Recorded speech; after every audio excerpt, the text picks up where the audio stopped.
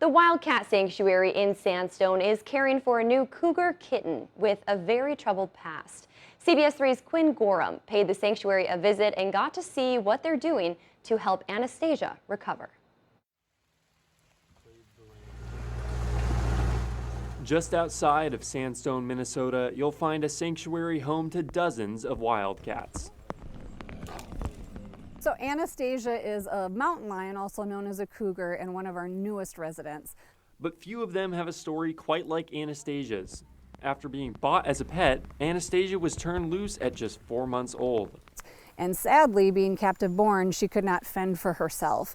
This little girl had been through quite a bit. Eventually, Good Samaritans found her in the wild in Oregon, but she was barely hanging on. When she was found, she was deeply emaciated.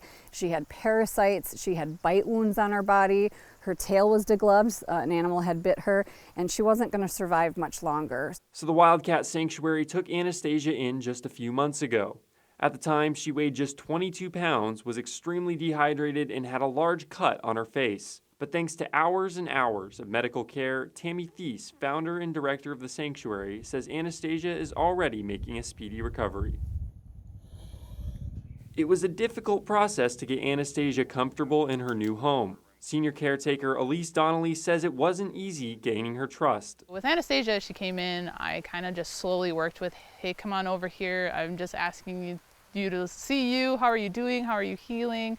Giving her food and enrichment so that she could learn that we're not scary. Once Anastasia recuperates, she'll be introduced to other cats, moved into a more spacious enclosure, and given a better life.